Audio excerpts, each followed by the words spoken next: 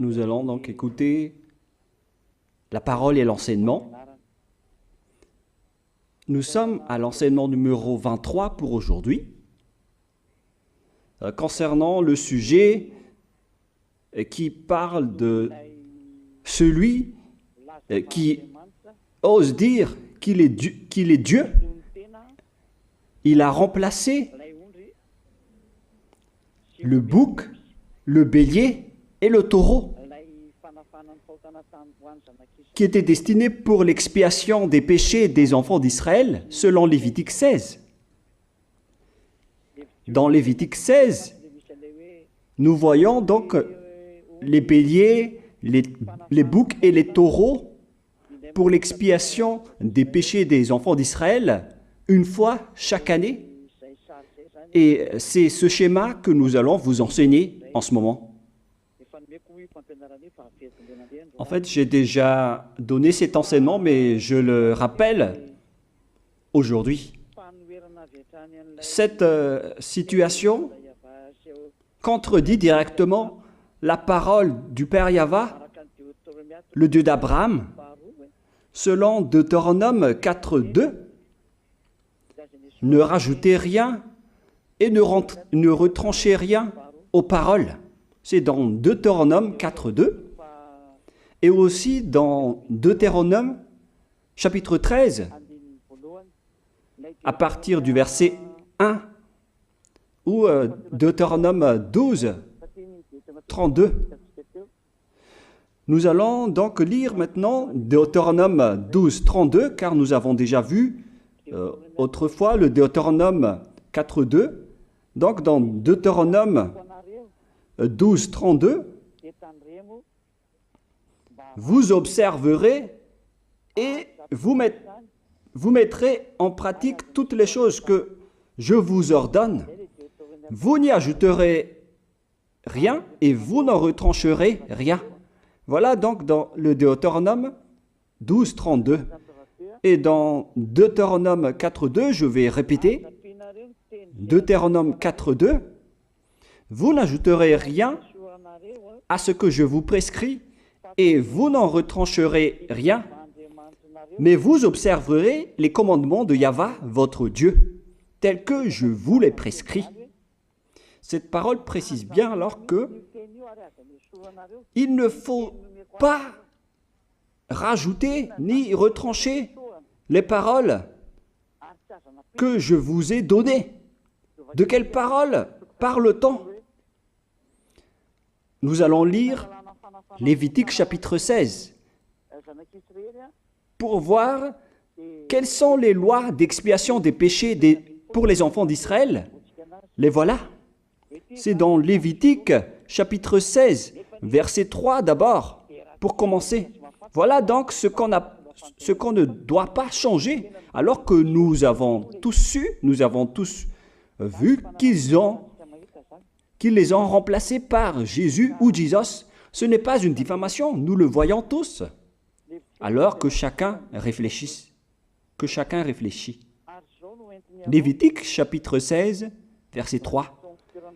Voici de quelle manière Aaron entrera dans le sanctuaire.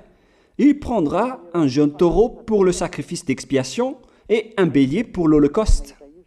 Voilà, nous le voyons tous clairement, cette parole. Il existe donc le fait d'apporter un jeune taureau pour le sacrifice d'expiation, ainsi qu'un bélier pour l'holocauste. Verset 5.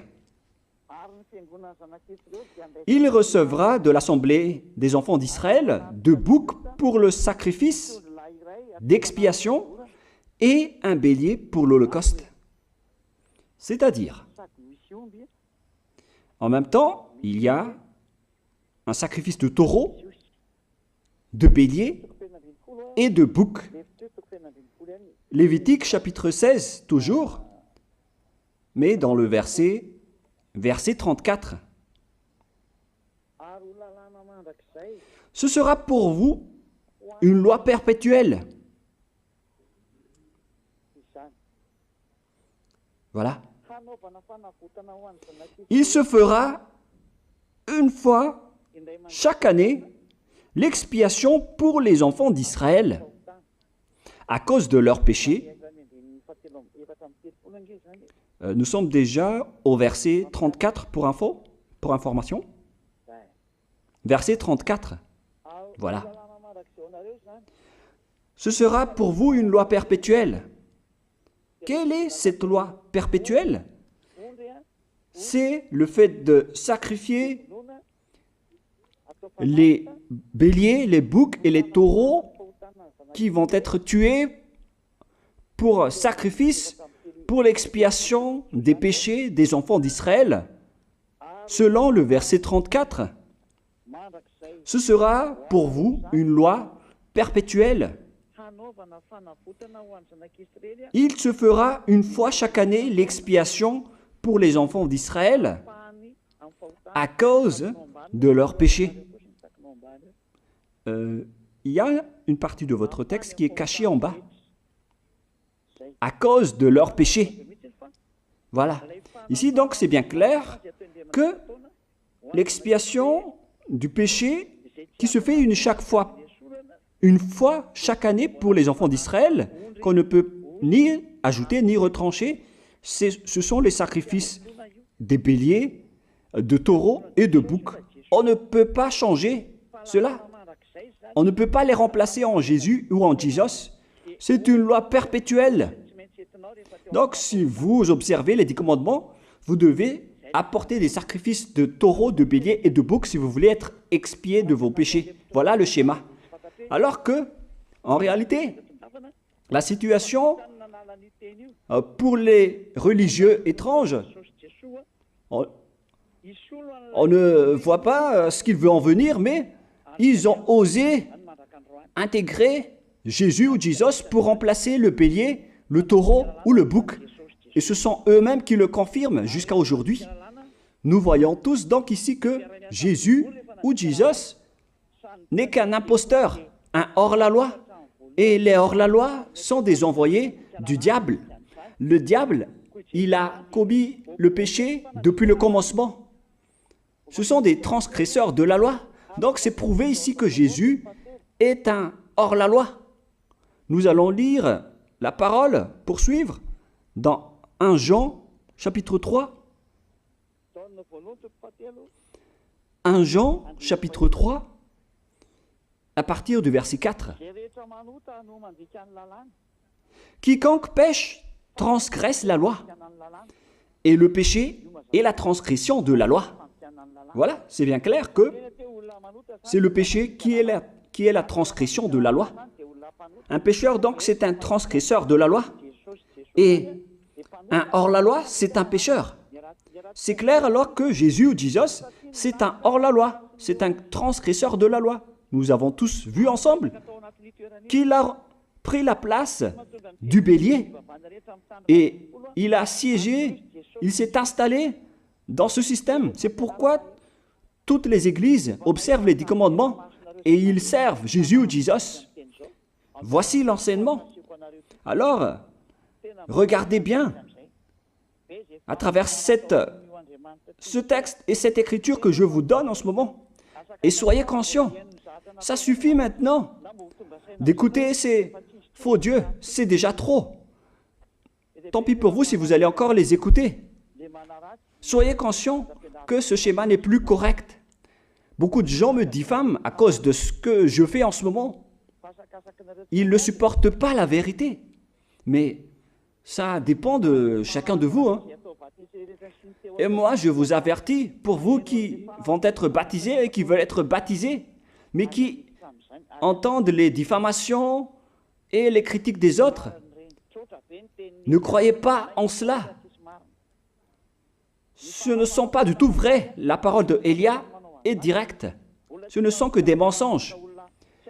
L'ôtement du péché, ce sont des personnes qui sont non-pécheurs qui peuvent le faire. Ce n'est pas logique de dire que les fidèles sont ôtés des péchés et le leader est un pécheur. Ce n'est pas du tout écrit dans la Sainte Écriture. Ce qui est écrit dans la Bible, c'est que le bon arbre donne de bons fruits et le mauvais arbre de mauvais fruits. Et le bon arbre ne donne jamais de mauvais fruits, et le mauvais arbre ne donne jamais de bons fruits. Ce sont les bons arbres qui donnent des bons fruits, et les mauvais arbres qui donnent des mauvais fruits. Et donc, si l'ambassadeur de Yahushua, Zedia Elia, a produit des personnes qui ne pêchent plus, alors il est bon, il est une bonne personne. Il n'a jamais fait aucun mal, même pas le moindre mal. Voilà donc la leçon pour vous, car dans le cadre de ce baptême qui va arriver, il y a beaucoup de diffamation et de critiques. Donc je vous conseille de ne pas écouter cela, car ce n'est pas du tout la vérité. Ils font ça juste pour diffamer et blâmer la bonté de Yahushua, alors ne les suivez pas. Donc là, on voit bien que ce n'est pas de la diffamation. Nous avons tous vu ensemble. Je vous ai donné la parole. On a tous écouté et vu ensemble. On a jugé ensemble. Est-ce que ce Jésus ou Jésus a fait la vérité? Est-ce qu'il a dit la vérité ou pas? Si nous avons vu le livre de Moshé, venant du Dieu d'Abraham, qui a dit « Ne rajoutez pas et ne retranchez pas à ma parole ». Nous avons vu alors que ils ont remplacé par ce Jésus ou Jésus les sacrifices d'expiation du péché, en disant après que c'est ce dernier qui ôte les péchés. Ce n'est pas du tout vrai. Celui qui peut ôter les péchés selon les 10 commandements, c'est le bélier, ou bien le taureau, ainsi que le bouc. Ce sont ces bêtes qui peuvent ôter les péchés. Quelle est alors la raison pour laquelle les religieux sont entrés dans ce mauvais schéma? Car c'est vraiment un schéma qui transgresse la loi. Car ils ont contré bêtement le livre du Lévitique chapitre 16. Ils l'ont contré bêtement, directement. Et après, ils ont remplacé par leur faux Dieu. Un faux Dieu car c'est directement un hors-la-loi. Il a contredit le Dieu d'Abraham. Nous voyons la preuve ici qu'il a contredit vraiment le Dieu d'Abraham, qu'on appelle par le nom de Yahava et Yahushua son fils. Car ce Dieu d'Abraham, il a bien dit qu'il ne faut ni ajouter ni retrancher à ses paroles. Il faut les observer car ce sont les commandements de Yahva, ton Dieu. Et ces lois qu'on ne doit pas rajouter ni retrancher veut dire qu'il ne faut pas toucher au Lévitique chapitre 16, car c'est ce livre qui ôte les péchés. Alors que nous voyons tous que personne ne le pratique plus. Si les 10 commandements, si les prêtres et les pasteurs pratiquent bien les 10 commandements, alors ils doivent faire le sacrifice de bélier et de taureau et de bouc pour l'expiation de leurs péchés. Alors que nous voyons tous que personne ne le fait plus. Alors qu'en même temps, ils observent les 10 commandements. C'est donc de la transgression de la loi. Et en plus, ils ont enlevé le Lévitique 16 en le remplaçant par Jésus ou Jésus. C'est-à-dire qu'ils ont contredit la parole du vrai Dieu, le Dieu d'Abraham. Et est-ce que vous allez encore oser contredire cette vérité? Est-ce que vous allez encore dire que vous êtes dans la vérité, que vous êtes dans la justice? Mais qu'est-ce que vous cherchez? Vous cherchez à prier et à servir le Dieu d'Abraham. Si vous voulez servir le Dieu d'Abraham, vous n'allez pas enlever le Lévitique 16, vous allez restaurer le Lévitique 16. Mais est-ce que vous allez encore oser le faire? Est-ce que vous pouvez encore le faire? La réponse, non. Vous ne pouvez plus le faire. Alors que il s'agit de l'expiation de vos péchés. Et dans ce cas-là, c'est obligatoire de le faire. J'ai expliqué l'essentiel jusque-là Et après, je vais vous donner la raison pour laquelle ils ont fait cette grande folie en intégrant dans le Lévitique 16, à la place du Lévitique 16, leur faux Dieu. C'est vraiment de la transgression de la loi. Vous n'avez pas servi le Dieu d'Abraham. Il n'aurait pas dû faire ça jusqu'à la fin, car il a dit qu'il ne faut pas ajouter ni retrancher à ses paroles, alors que vous avez osé le contredire et les changer.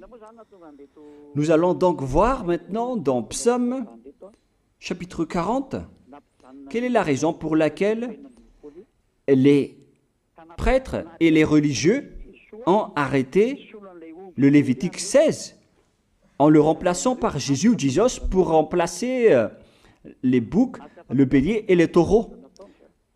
Et je vais vous expliquer la raison. Et eux, ils ne peuvent pas le nier car ils l'ont fait. Et si, par exemple, ils ne connaissent pas, alors il ne faut plus faire du n'importe quoi. Il faut que vous soyez enseigné par Élia, si vous voulez encore sauver votre esprit. Mais si vous ne voulez pas, alors tant pis pour vous et assumez les conséquences. Psaume chapitre 40, versets 6 à 8. Psaume 40, versets 6 à 8. Voilà donc le dégât qu'ils ont subi. Tu ne désires ni sacrifice ni offrande. Tu m'as ouvert les oreilles. Là, ils ont bien entendu et écouté que Dieu ne désire plus leur sacrifice et tout ce qui concerne ce sujet. Tu ne demandes ni holocauste, ni victime expiatoire. Ici donc, on est arrivé au stade où on n'a plus besoin des sacrifices. D'après ce schéma, alors, le Lévitique 16 a été supprimé. Et logiquement, puisque c'est une alliance qui a été détruite, alors on ne peut plus y entrer, car on ne peut pas ajouter ni retrancher aux paroles. Et donc, si on ne peut pas y entrer d'après la parole qui dit qu'on ne peut pas rajouter ni retrancher, si le Dieu d'Abraham a interdit le sacerdoce, alors logiquement, vous ne devez plus y entrer. Sinon, vous allez vous autoproclamer en tant que pécheur à jamais, alors que les pécheurs et les malfaiteurs n'iront jamais au ciel des cieux. C'est clair alors que c'est devenu un sens interdit, les 10 commandements et les lois de Moïse, d'après ce schéma, car c'est la relation avec le Père Yahva qui a été détruite, qui a été supprimée, car il n'y a plus d'expiation de péché pour vous. Alors vous êtes fous si vous allez encore entrer dans ce schéma. C'est pourquoi on a besoin d'une nouvelle alliance, car l'alliance des 10 commandements et les lois de Moïse ne sont plus correctes. C'est devenu supprimé, car on ne peut plus faire le sacerdoce, mais les religieux ainsi que les faux dieux, ils ne se sont pas... ils ont facilité les choses en intégrant leur faux dieu à la place du bélier, du bouc et du taureau. Et voilà, c'est bien clair. Et d'après eux-mêmes, ils ont dit que l'intégration de Jésus ou de Jesus, c'est d'après ce livre des psaumes. Vous voyez que ici, je n'ai pas dit du n'importe quoi, c'est la vérité que j'ai dit. Je n'ai pas incriminé qui que ce soit. C'est vraiment la réalité, la vérité. Alors, ici, on prouve bien que ça a été supprimé, ce n'est plus autorisé. Et c'est encore confirmé dans Ésaïe 66.3 que celui qui fait des sacrifices, c'est comme celui qui fait de l'idolâtrie. Celui qui immole un bœuf est comme celui qui tuerait un homme. Celui qui sacrifie un agneau est comme celui qui romprait la nuque à un chien. C'est vraiment toute une histoire si vous allez faire cela. Celui qui présente une offrande est comme celui qui répandrait le sang d'un porc. Alors qu'à l'époque des 10 commandements, c'était carrément interdit. celui qui brûle de l'encens est comme celui qui adorait des idoles. Ici donc, toutes les sortes de sacrifices ont été bloqués. C'est devenu interdit. C'est pourquoi le faux Dieu est entré dans Lévitique chapitre 16. Alors qu'ils n'ont pas du tout vu de leurs yeux qu'on ne peut pas ajouter ni retrancher aux paroles. Ils n'ont jamais vu et connu ces paroles. Il a fallu attendre l'arrivée de Élia pour vous montrer toute la vérité, pour vous montrer toutes les vraies paroles. Alors, il faut suivre Élia. Suivez Élia. Et c'est ce terme qui dit de suivre Élia que les gens ne supportent pas du tout. Mais qu'est-ce que je vais dire d'autre? Je vais vous dire de suivre qui? Alors que vous êtes tous pécheurs. Est-ce que vous allez suivre les pécheurs pour aller en enfer? Vaut mieux suivre Élia, car ceux qui l'ont suivi ne pêchent plus. C'est quoi le problème? Si c'est de la jalousie, alors vous n'êtes pas du tout sage. Mais si vous êtes sage, vous devrez être content en m'écoutant. Si vous cherchez ce Dieu d'Abraham, vous devez être très content en dansant à la maison en disant « Merci Élia, voilà ce que j'attendais ». Au lieu de dire des colères et de la haine, moi je vous donne de la parole de l'amour pour vous sauver. Alors sachez bien écouter. Et après, ils l'ont continué dans 40, verset 7 maintenant. Alors je dis, voici je viens avec le rouleau du livre écrit pour moi. Verset 8, je veux faire ta volonté, mon Dieu, et ta loi est au fond de mon cœur. Et eux, ils ont pris cette parole en disant que nous avons vu ce terme de rouleau du livre.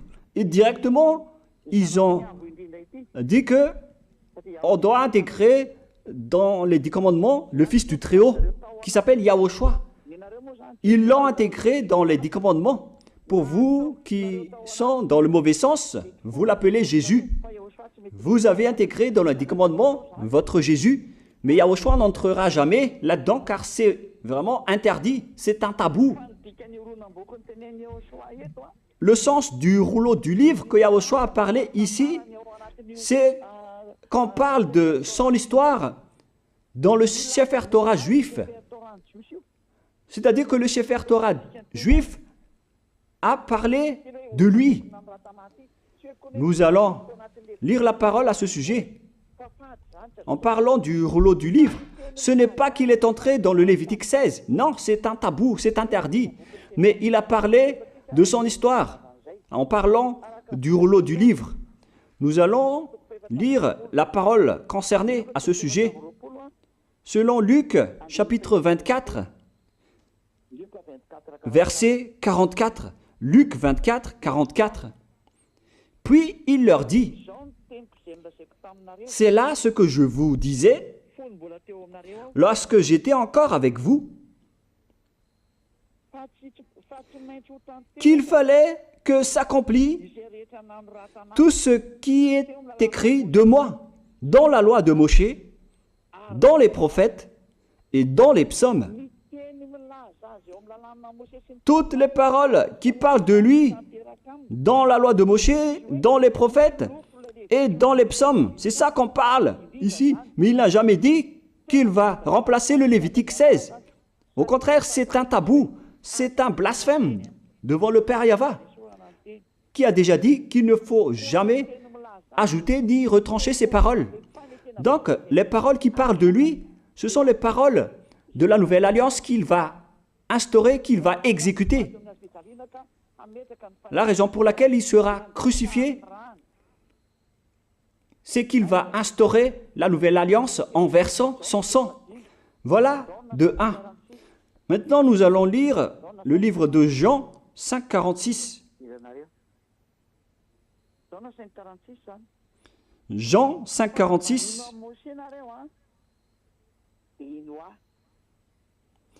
Alors, car si vous croyez en Moshe, vous me croiriez aussi, parce qu'il a écrit de moi. Il a écrit à propos de Yahushua.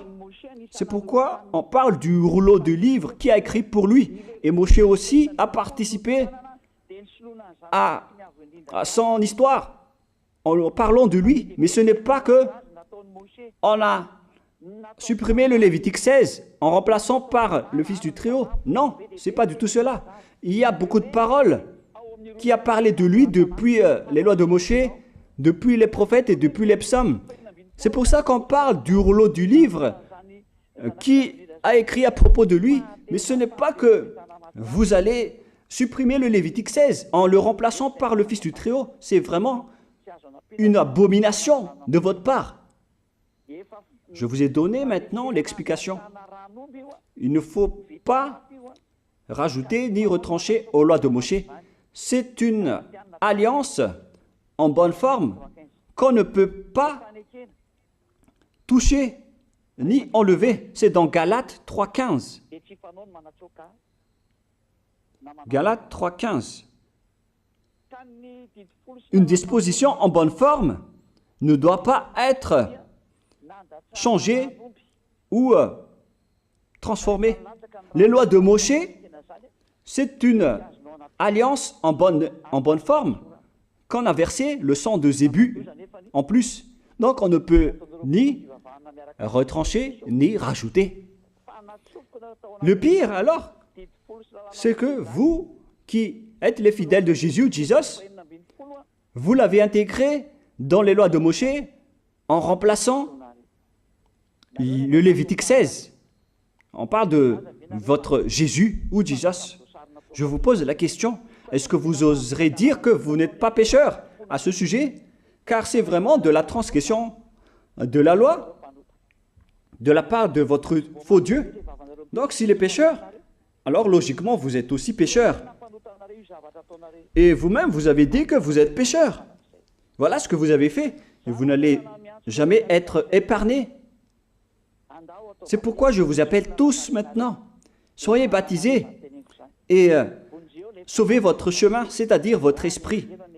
Sauvez votre esprit car il ira en enfer si vous ne le sauvez pas. Pour vous qui serez baptisés bientôt, l'explication est claire. Alors prenez une décision maintenant. N'écoutez jamais les diffamations qui sont faites par les diables. Ce sont eux qui vous empêchent d'aller vers la vérité. Ne soyez plus des poubelles dans votre conscience. N'acceptez plus cela. Il faut écouter l'envoyé du ciel des cieux, c'est-à-dire moi. Voilà l'explication. Vous avez fait du n'importe quoi avec votre faux Dieu. C'est votre faux Dieu qui a péché au commencement. Et logiquement, donc, vous avez tous aussi transgressé la loi avec lui. Et maintenant, vous êtes tous dans le péché. Et vous vous abritez dans la parole qui dit Dieu n'est pas venu pour appeler les justes, mais les pécheurs, pour se repentir. Le problème, c'est que c'est votre Dieu qui est vraiment un pécheur. Voilà le schéma qui prouve qu'il est pécheur. Donc, je vous souhaite à tous d'être bénis par Yahushua. Prions ensemble. Merci infiniment, Père Yahva, pour cette parole. Une parole qui conscientise les gens pour se retourner vers toi et pour faire rester fermes tous les enfants du Très-Haut, les personnes que tu as déjà choisies, pour qu'ils restent bien fermes dans le service, et pour ceux qui sont encore à l'extérieur, qu'ils courent vers Elia, car Elia et toi, Yahushua, vous êtes uniques. Merci infiniment, Père Yahva. Merci infiniment, Yahushua. Sauve les gens pour qu'ils soient intégrés au ciel des cieux, pour que les gens écoutent la parole, Père Yahva, Yahushua, toutes les paroles que j'ai montrées. Confirme toutes mes paroles, Yahushua et Père Yahva, pour la gloire de vos noms si saints. Merci pour ta bonté et pour ta grâce. Au nom de toi, Yahushua, je fais toutes ces prières. Alléluia, Amen. Donc, je vous souhaite à tous d'être bénis par Yahushua et à demain. Au revoir.